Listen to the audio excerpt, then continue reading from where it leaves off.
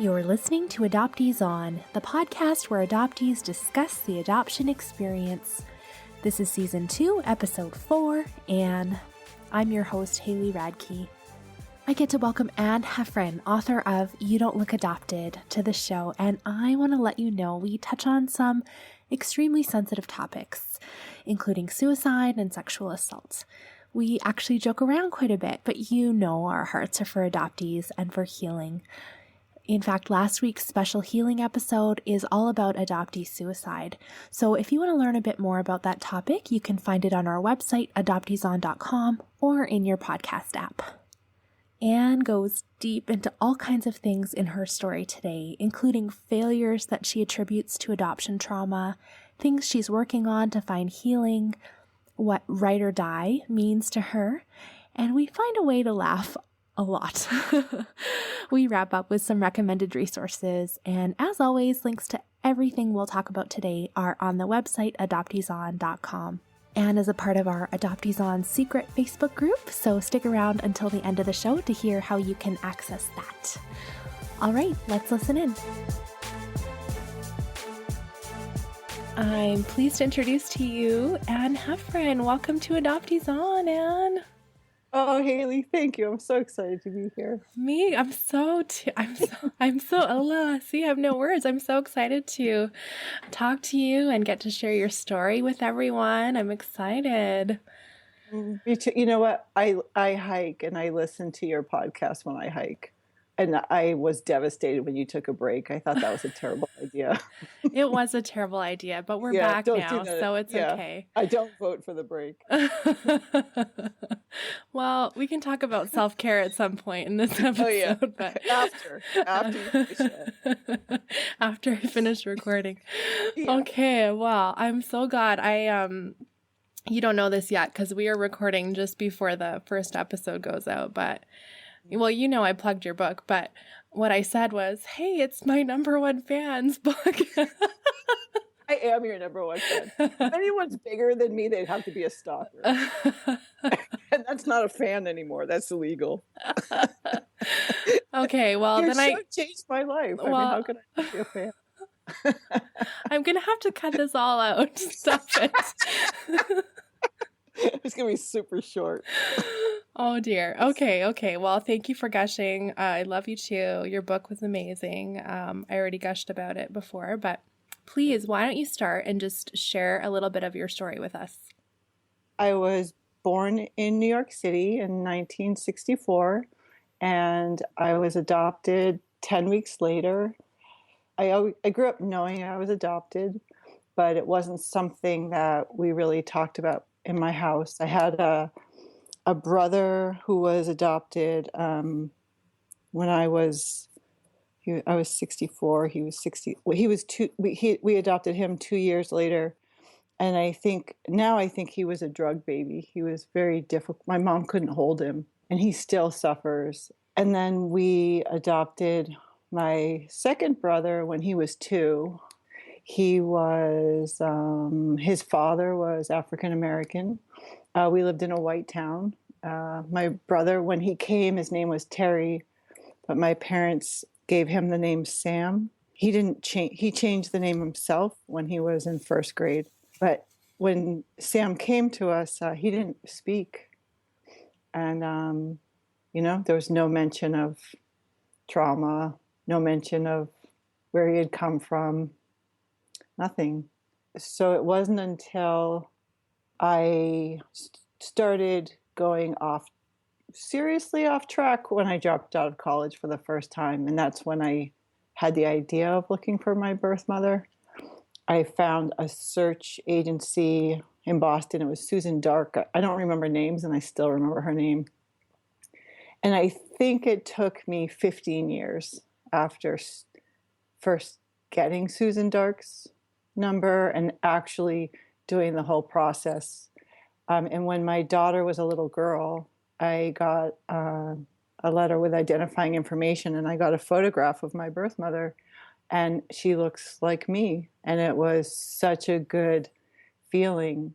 And then I did everything wrong from that point on. I called her she said I had the wrong person. It was like she'd been waiting by the phone. She said I had the wrong person. It wasn't her. And she gave me a whole story about how it was her cousin or something. And I was thrown off. So I just asked her if she could write it down and send it to me. And so she did. And then she asked me not to contact her again. And a while later, I did get a letter. And it was the same story. When my daughter was little, I wrote to her one more time and I said, I don't think you're telling me the truth. I think you're my birth mother. And she did write back and say, you're right, but please leave me alone. And I let years pass. And then I told a friend of mine about it. And she said, well, why don't you contact her again? And I said, I can't. And she said, well, it's a long story, but I ended up at Borders bookstore. I looked her up. I hadn't even Googled her name or anything. And I found out where she worked. And I emailed her at work. And I said, because I had found out she had 2 sons. And I said, I want to know, if you won't talk to me, I want to know your son's information because I want to talk to them. And she wrote back. She was really upset. This is on BlackBerry, in a bookstore. And she said, this was closed. So I said, I'll tell you what, I'll leave your sons alone if you tell me their story. And she wrote back and said, I was date raped. You are my birth daughter. Please stop. And I did. And it felt so good. Even the, rape sounds so ugly, but it made sense to me. And I thought, okay, I know, just the knowledge felt really good. Gosh, this story gets so long. I mean, it's like this forever process, right? I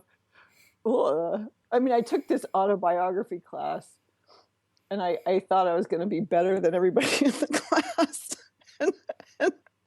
and I wrote my stuff and I read it out loud to the class, and the teacher said what I'd heard 20 years later in graduate school, which is you have great dialogue, but you stay on the surface. And I started bawling because I realized I had to write about both mothers.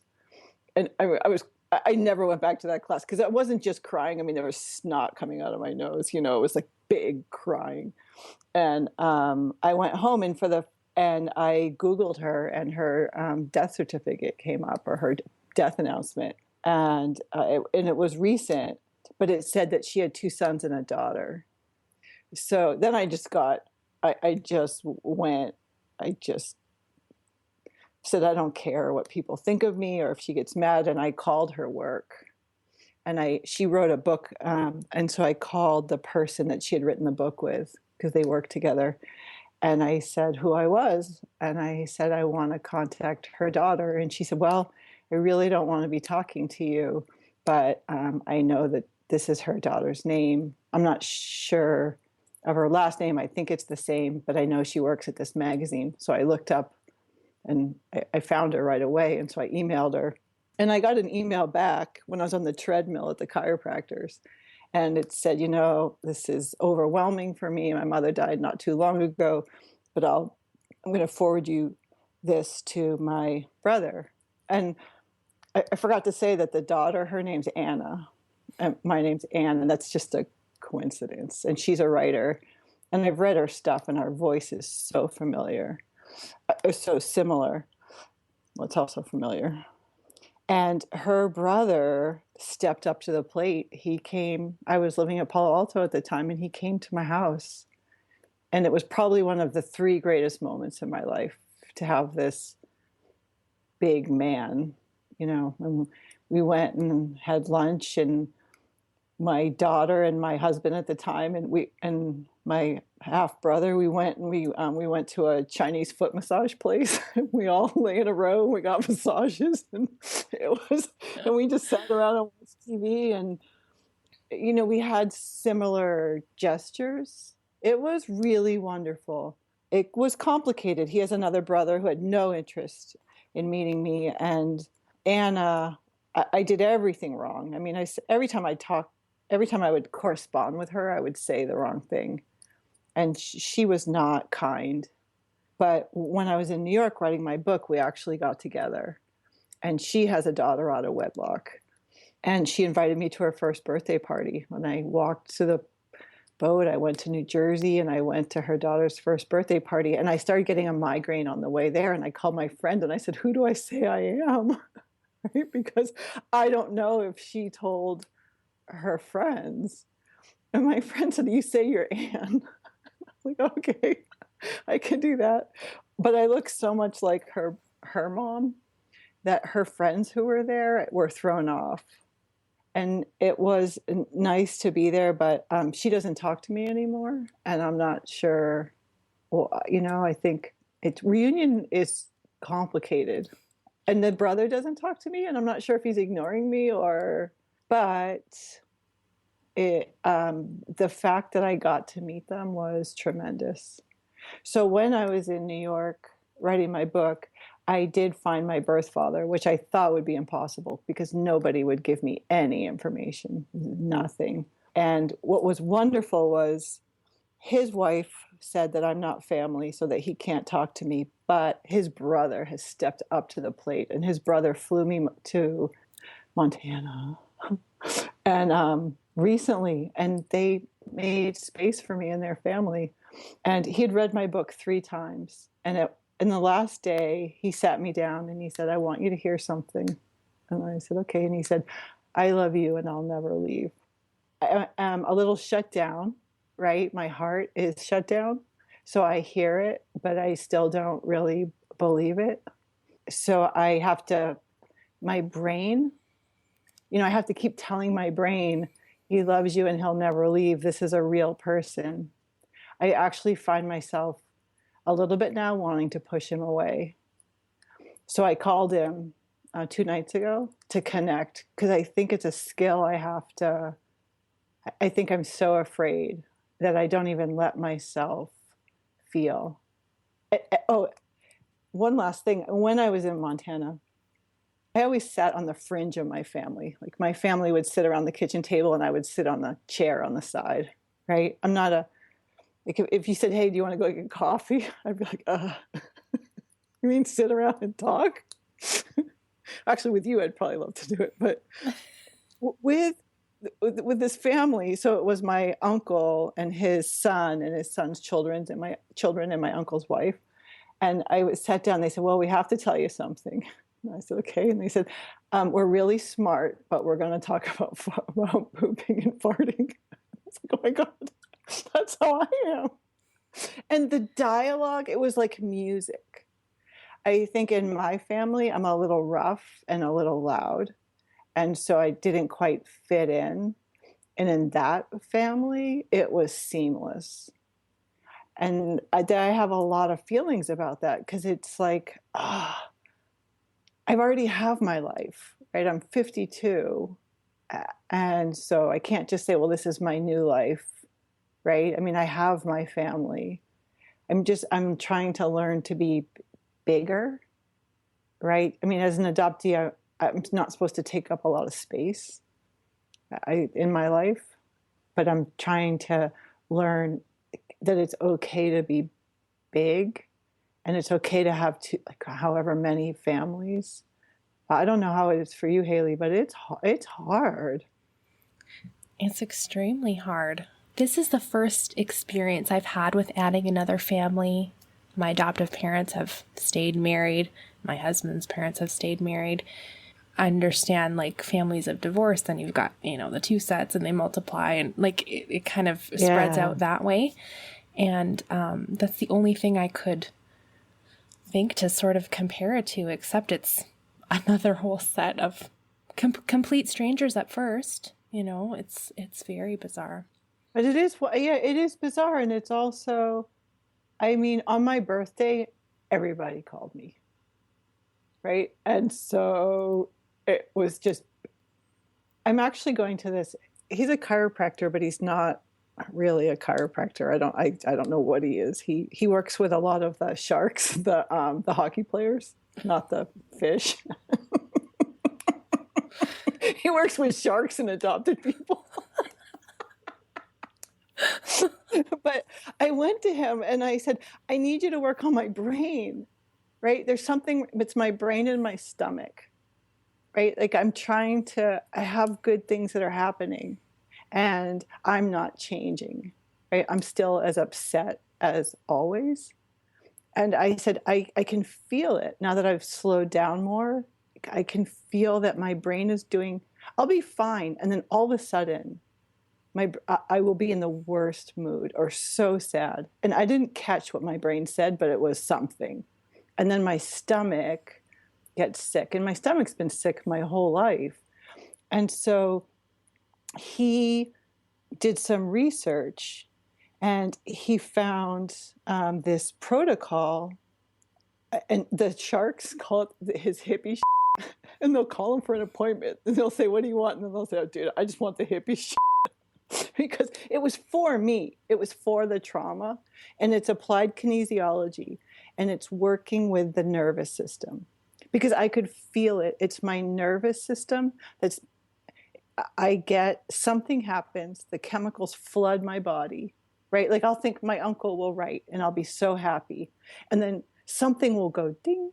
And then all of a sudden I'll be in that same place where makes me want to overeat or spend money, anything to get like out of that situation.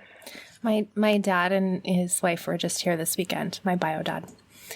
And they were here and it was amazing and so wonderful. And then like the next day, I feel like I am totally depressed. Yeah. Isn't that awful? It's like this just withdrawal and yeah, I understand what you're saying. Yeah. How did you deal with it? How did you? Well, I wish I hadn't drank all the wine with them. I don't know. I have an appointment with my psychologist. I don't know. I don't deal with it. I'm older than you are, so I think I've been feeling it for so long that it's actually wearing down my body. And so I don't manage it so well anymore. And when my mom died 5 years ago, that's when I started falling apart. And by falling apart, I mean, my brain actually stopped working. I went to a doctor. I thought maybe it was hormones, and she had me get an MRI. She was afraid I had a brain tumor. And I truly think it's adoption. I truly think that when my mom died, it was like, I get in, like all my life, I've been getting in trouble. And then my mom rescues me, right? And now she's dead and she can't rescue me and no one can rescue me, but I'm still getting in trouble. And I realized just recently, like, I want to be rescued the right way. Like, I want to keep giving, especially my mom, the chance to, it's like we got rescued when we were adopted, right? But it wasn't right. No matter how loving our parents are, it wasn't the energetic track that we were born to. So there's that sense of something's a little wrong. And I think part of my brain was like, okay, get in financial distress or drop out of college, and then she'll come rescue you. And this time you'll feel like if you write and you say you need money and she'll send you money, like you'll feel rescued. And I've been doing it for 52 years. And I mean, I can't believe that I can't be rescued. I grieve that, I grieve that the adopted children, babies had to have that feeling of like, I was thinking about when my daughter was born. She was a little jaundiced and they put her on a light bed next to my bed. And she didn't cry when she was born and she was really mellow, but she started to cry when she was in the bed. And I looked over at her and if I reached out, I could just touch her with my fingertip and she stopped crying. And I've been thinking about that moment a lot because I feel like when I touched her with my fingertip, I sealed her skin. Like she was safe in the world. Do you know, like my contact, my energy is the same as her energy. And so she was separate, but she felt that energy because my skin doesn't feel sealed. Do you know what I mean? Like sometimes I used to date a lot because I just wanted to be hugged. like I wanted someone pressed up against me, but sometimes I don't like to be touched at all. And I feel like a burn victim. And I feel like actually the chiropractor that works on me, he was severely burned, and his skin is a project for him. And I was thinking, I wish adopted babies came home with protocol for this is how you take care of their skin, right? Because we are not going to have the same kind of energetic seal that we need. Because no matter how much they love us, it's not the planet we came from, right? But there must be ways. I believe our brains are plastic. We're survivors. Like, surely you can just rock us more. I want to go to Japan because I'm sure they have something where they have a hug machine. Like, I actually looked it up. They do make this thing that hugs you, but I want it to be like the womb hug machine where you can just go in there and get rocked and hugged. Come back out. Sounds like you've got your next business idea. You're so funny. Okay, but let's go back. Let's just talk about, like, you're talking about lots of feelings and things. That's really, really wonderful. Can you outline some specific things that you've dealt with that you can attribute to adoption trauma and what that looks like for you? I got fired. I was a teacher for 17 years and I was at a new school, so I wasn't really familiar with the rules. But when my mother died, I was going through a divorce, and my daughter didn't get into a school she really wanted to get into, and I had to leave her at home. And I was afraid.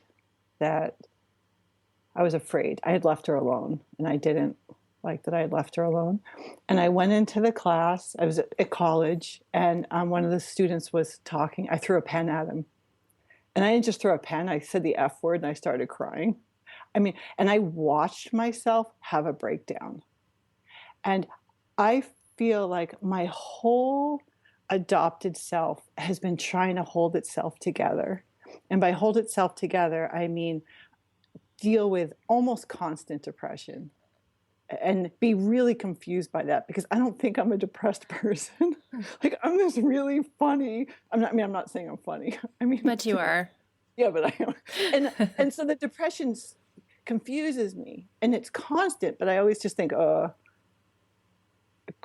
what is that? And anger, right? I'll get really angry out of nowhere and confused when my best friend growing up read my book. She said, "Oh, my brother said, I thought she was a space cadet, but she was adopted." And it's that I think my brain is just always trying really basic questions. Where is she? Why did this happen? Where am I? Who am I? And it's the back brain, it's the emotional brain, the brain that makes decisions, and I don't even know it's doing it. So I'm living like a child, but I have an adult body. So I think things that happen because I'm adopted, I think I dropped out of school a bunch of times. I'm very smart, but I didn't do well in high school. I think I was thinking about even athletically. I didn't make teams because my body would shut down. I'm a body worker, and there's this muscle testing where you can see if food or anything is good for you by testing how your muscle responds. Like if you held a candy bar and I tested it, probably your muscle would get weak. I think adoption makes me weak. And so I'm trying to find, how can I reprogram my brain so that I can use adoption as opportunity instead of loss? And I think we need to change the stories, that the way it's presented isn't working. And I know I'm going off topic right now, but all of a sudden I got excited. That's okay. Yes. But I had this idea the other day because, I learned that people who adopt get tax write-offs. And I was thinking, what if when you get adopted, they put $1,000 in your bank account for when you're 18 and $1,000 in your bank account for when you're 50 as sort of a token of appreciation for your loss. So then when you're 18, right, you just get some cash and they're like, I am so sorry for your loss. Right? But you feel good. You're like, oh my God, I have probably now it's $4,000. And when you're 50, and also it'll cut down adoption suicide because they'll be thinking about the money, right? They're like, when. I mean, I want some prizes for being adopted. I think we deserve stuff. All we get is we get the short end of the stick. I can't get it together. Oh my gosh.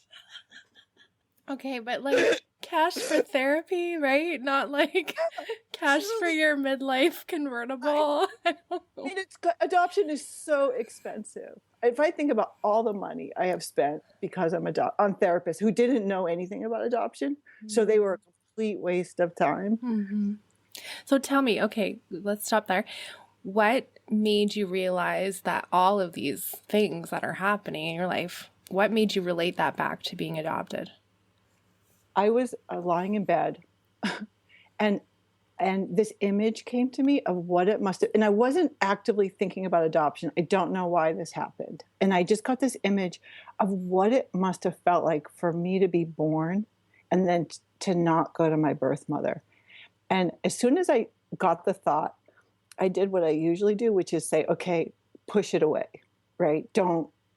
But instead I said, okay, feel it, right? And I gave myself permission. And it shocked me because I thought, can you imagine? You have just gone through the most traumatic thing probably you'll go through as a human being born. And the flesh of your flesh, the thing that made you disappears. It blew my mind. And then I talked to the guy I was dating at the time, who's a healer. And he said, you're 50 years old, stop talking about adoption. And then I lost it. That's when I decided, okay, I'm only going to talk about adoption. So this is like just the last couple years. This year, it's been 1 year. It has been, because you know what happened? I mean, crazy things are happening. The author of The Help, this wonderful book, I met her and she said to me, oh, if you ever need a place to write, you could have my apartment in New York. And I said, oh, that's so nice. I don't think so, right? Like, how could I? And when that guy said that to me, I wrote to her, I'm like, okay. And I ended up staying there for 3 months. And it happened to be blocks from where my birth mother, where I was born. Because she was at NYU when I was conceived. And Kitty's apartment is 2 blocks from NYU, a few blocks from. And in 3 months, I wrote my book. And I just wanted to get it. I mean, I've gone through 2 husbands. I've been bankrupt twice. It was like nothing was working. My brain wasn't working anymore. I couldn't stop crying. And I just thought, I think it's adoption. And in my book, I thought I was being so radical by suggesting adoption was trauma. Like, I was like, okay, I'm going to write this. And then I get home and I start reading more. And I realize, oh my gosh. So now I'm working on this other book that's killing me because it's so much harder. I'm just thinking back to what you said at the beginning about your the autobiography class and how like surface and things, because your book is not surface whatsoever. You know, so I went to school for writing. I have tried for 30 years. I tried to write and I didn't know how to get underneath the surface. And the problem was I couldn't talk about adoption. And adoption was everything. I just didn't know it. And so I was trying to write like the other books I'd been reading. But it wasn't until I let myself write the way I think. So my book is fragmented, right? There's errors in it. I didn't even, people are, angry at me on Amazon because the book it's a rough draft. But if I didn't self-publish it, I wasn't gonna. If I edited it, I would have edited it all out. I mean, I had to just get it. I'll never do it again because it doesn't feel good to be an English teacher and have a book full of errors. But I wrote one section about I wore the same pair of underwear for a year when I was in high school because I was too afraid to ask my mom to buy me new underwear. And I really struggled about keeping that in because I thought, I don't want people to know this. But I thought, you know what? If you want to show what it's like to be in the brain of an adoptee, right? This is important because parents won't think, oh, my kid doesn't have enough self-esteem to ask for new underwear. That it's not even in the realm of people's thoughts, right? But I want people to know being an adoptee is so unpredictable. The guy I'm dating the other day, we were talking on the phone. He said, well, I'm going to let you go. And I said, can you say it a different way? I can make it funny, right? But I'm learning that almost everything is a trigger for me. And it is overwhelming. I mean, I don't have a job right now. I can't, I read that people are afraid to face their adoption because like their life will fall apart, and my life has fallen apart. And so I feel like I'm on this fast track right now that either I'm going to end up homeless and my worst fear is homeless, or I'm going to be this successful author teacher. And honestly, it's like neck and neck right now. It's happening so fast. And so I've decided I'm going to have faith. And because I have to believe that there's a higher power. I have to believe that I'm not in control, that there's a higher purpose, because otherwise it's too scary. But I think my brain, half of it is adopted. And so half of it kind of wants to destroy me. Like half of it, I think when you're born and you get separated from your birth mother, who you were kind of dies. And the worst part of me, the hardest part to live with, is the part that wants to finish that off, right? And just say, okay, like, let's just stop. This is too hard. And then there's the other half of me that's like, a totally normal person who wants to make the best of her life. But I have been fighting myself my whole life. And I think that's why I've confused my family and my friends, because they see my positive attributes and they're like, what is your problem? Right? Like, why? And I think I said in my book, it's like I have my foot on the gas and the brake at the same time. And so I'm trying to learn, how do I get my foot off the brake? Why do I have to keep punishing myself? I would just like to be able to be happy and to accept myself. And that's why I'm going to Mark Lucas, the chiropractor, and I go to a life coach, Katie Provel. I'm going to Leslie Johnson, to do the EMDR in LA. I'll meet with Joyce Pavreau in Boston. She's a therapist. I mean, I think it's community. I think community will save me. You, right? I think for adoptees, it's because when you feel different, you isolate. And so, I spend a lot of time alone, and I like it, but I'm not sure that's I do that to protect myself, or if that's really what I like. But so this year has been about facing the adoption, and I hope next year I have money in the bank and I feel good about myself. And I'll buy you a present.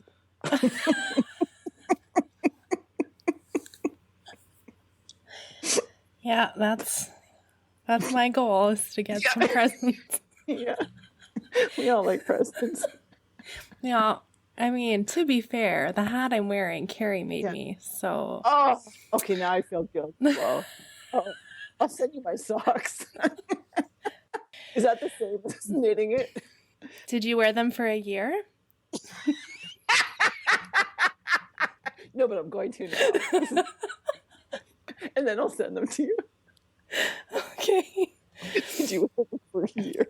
Well, and I can create my very own Anne out of a petri dish, right?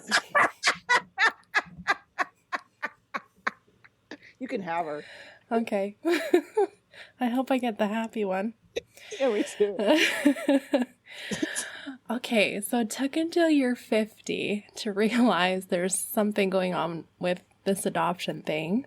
What do you say to other adoptees who, I mean, if you've listened to the show before, we use that lingo that they're still in the fog. When I was in New York writing, someone that I'd gone to high school with contacted me, and he said we weren't friends in high school. I mean, we weren't not friends, and he said, I don't tell anyone this, but I'm adopted. And he said, I don't. And so he called me and we talked, and he said, it's not a big deal to me, but I saw what you're doing and I just wanted to check in. And, I'm really happy with my family. And so this was in, I think, June. And since that time, he's a guy who was not interested in adoption. Since that time, he found out who his birth mother was. And a few weeks ago, he drove to South or North Carolina and met her. And she wrote me a note saying that she's been thinking about him every day for 50 years. And she thanks me. And to me, like someone who is in the fog, I don't believe it. I don't believe that adoption doesn't affect them. And I think anything that you hold in hurts you. And, even though this year has been super rough emotionally, I feel like I still go high to low, and my lows still get pretty low, but my highs are higher. And they're purer. It's not like a sugar high. It's like oh my gosh, I really love myself high. And I feel like for people who are in the fog, I just think saying they're not affected. I mean, if they're not affected, I don't know if maybe people aren't affected by adoption, and that would be awesome. So I don't want to disqualify that, but I'm highly doubtful. In your book, you talk about deciding to write or die. Yeah. And so what would you challenge us to do? What should we do with those unspoken words and feelings that some of us are storing up? Oh, I love that. Do you know what changed for me was I went to New York and I was going to write the book, and I get there and I'm in this beautiful apartment. I mean, the most beautiful place I've ever stayed. I still can't believe that happened. And I was there for 2 weeks, and I was doing the same kind of writing I'd done my whole life. And then I had this writing thing on Martha's Vineyard. So I went to Martha's Vineyard and I was stuck, and I wrote something, and then I felt terrible about what I wrote. It seemed so childish and needy. And my friend who was checking in every day, I sent him every day I would send him my writing, and I sent him that. And he said, well, that's it. That's your voice. And I thought, oh my God. Because basically what I think I put in my book, but I was talking about, I'm afraid I don't have a story. I'm afraid I don't have anything to say. I'm afraid I'll never love somebody. I forget, but it was all the things I had. I would use humor to cover up, or like beautiful sentences, but I didn't know how just to state my raw feelings without trying to make them pretty or funny or it was another reason why I leave the typos in my books, because feelings aren't neat. And I want to show people it doesn't have to be right or good. You just want it to be true. And so what I learned was I finally learned how to hear my own voice. And all I had to do was get really quiet and then just write whatever I heard. And what had happened in the past was as soon as I started hearing it, I would doubt it. right? Because, if I said I hate adoption or something, I would hear my mother's voice, right? You can't hate adoption. And so then I would cross it out. But because I had 3 months to write and I got myself out of my home situation. I mean, I got to hear myself. And so in these classes that I teach, I have people do exercises that maybe they haven't done before. Because in school, we're taught, what am I supposed to say, right? What does the teacher want me to say? What am I supposed to say to get an A? But especially for an adoptee, if you can listen to yourself, that's an adoptee's biggest problem, is that he or she doesn't feel heard or understood. And we ignore our own feelings because we agree with everybody around us, right? Oh, I must be mental, or there must be something wrong with me, or adoption can't be this bad, right? I'm just a baby. But somehow I learned to trust that voice. And then the writing was so easy. Not easy, like I did throw up in New York. I use, for my write or die classes, I use this picture of me on the bathroom floor. This is a beautiful hand-laid Italian marble floor. It wasn't a bad floor to lie on. But, one of my biggest fears was like, what if if you have so many feelings, what if I throw up? And then I threw up and I was like, look at that, right? Like I didn't die. And then I just went back and I wrote. And sometimes it would just be a sentence. Sometimes I would have to walk around the table for hours because I realized that for me, being an adoptee is like being a Mexican jumping bean. You know how it's like you have the Mexican jumping bean has that thing that makes it move around all the time. So I had this little thing in me, this little like black seed that was so uncomfortable my whole life that I would move around trying to get away from that discomfort, but it was me. So I could never move around enough. And in New York, I finally had to sit down with that thing and listen to it. And what it was saying was, I am in so much pain. But the miracle was I was in the most beautiful place. I mean, it was the perfect gift because, I was in the place where she wrote the help, which is the title is no small irony. And I wish for every adoptee, if I could do the same thing, I think that writing is so essential, and it's taking the time to listen to yourself and to not dismiss anything. Like eating's become easier for me because I overeat daily. I need to overeat. It's just what I need to do. And I used to judge myself, but now I'm like, I'm adopted, right? Like of course I'm hungry, right? Like I was born and then they give me a bottle and the wrong person's holding it, like I'm still looking for that first good meal. And so like a big deal. And it's so much easier, like, so it's not that I don't have the behavior, but I don't judge myself because I realized it's like I had little dental tools and I was just picking at my brain all the time, right? Like, you're bad, you do this, you're bad. And now this wonderful adoptee, Julie Maida, she has a blog called Next Life, No Kids. And her latest blog post is about being adopted. But she told me to read this book. I think it's called How to Be a Badass. And so I read it. And it said things that I'd heard a million times before, like use positive affirmations. And usually I'm like, positive affirmations. But I did it. And I walked around saying, you're wonderful, you're wonderful. And my brain was like, oh, I'm wonderful. Like my brain felt like someone was buttering it. I couldn't believe it. It makes me feel good just to say it now. Like, I'm wonderful.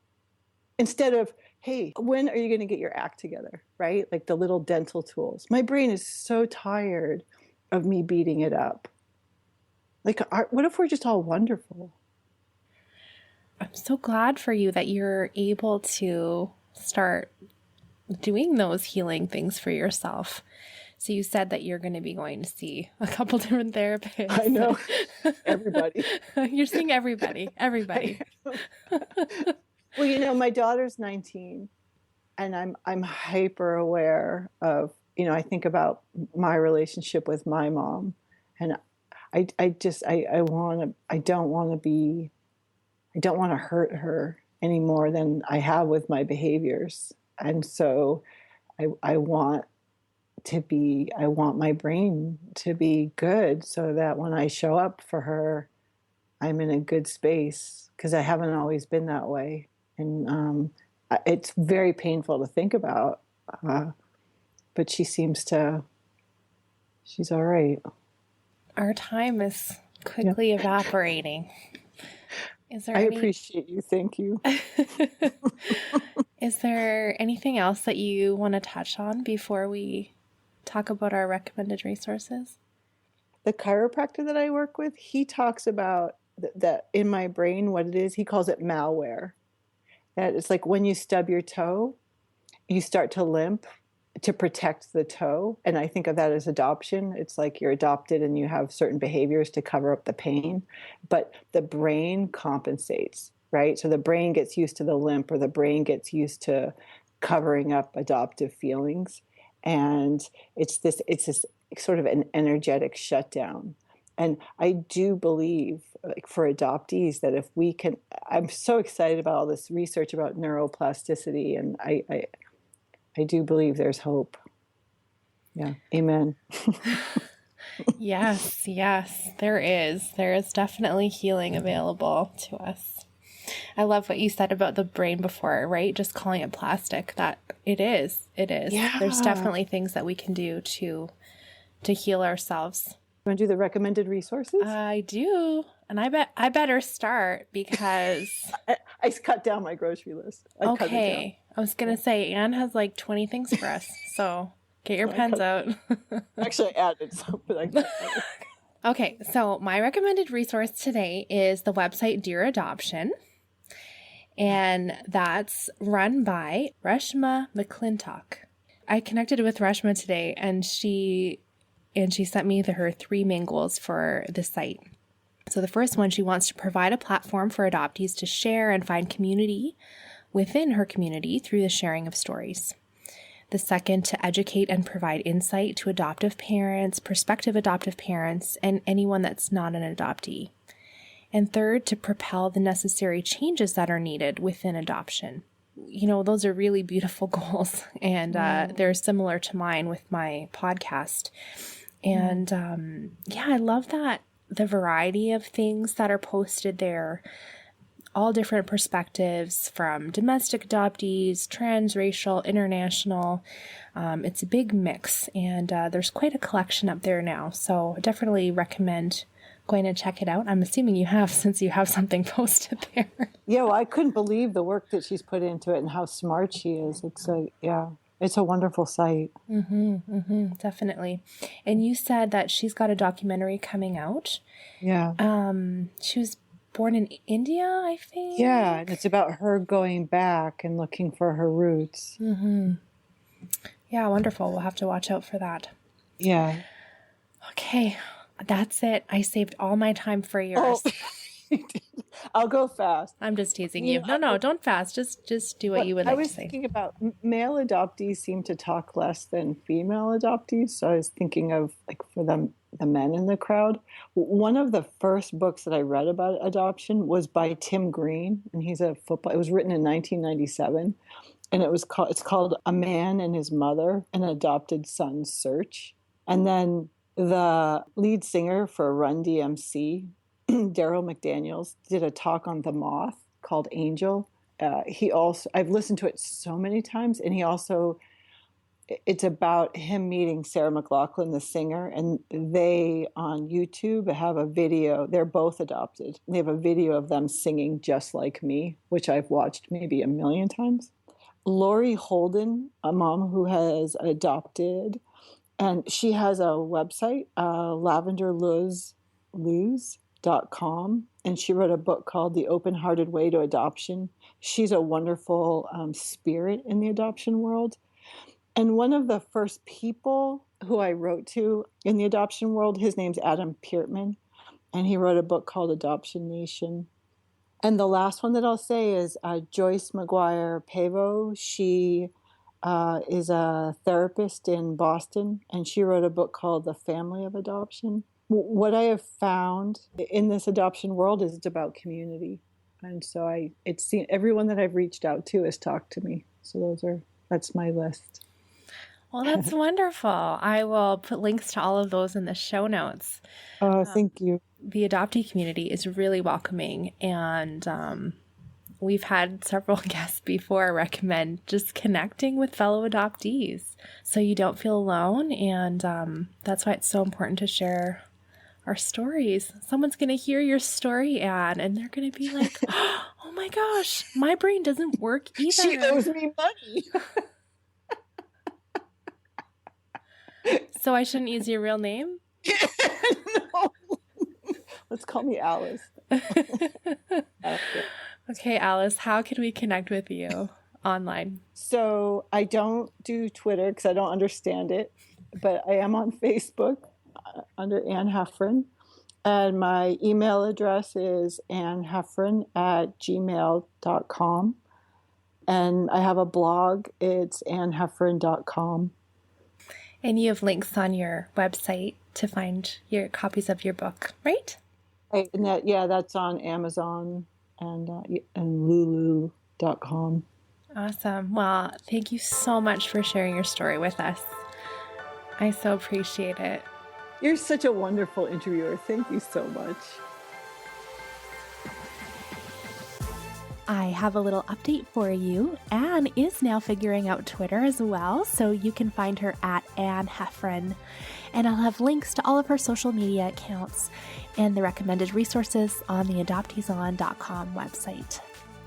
Anne is one of my generous Patreon supporters, and she's a part of the Secret Adoptees On Facebook group. This private and safe space for adoptees is my way of thanking you for partnering up with Adoptees On.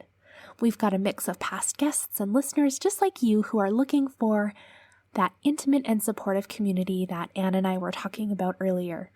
Only myself and the other members will know you're a member, and now is the perfect time to join us.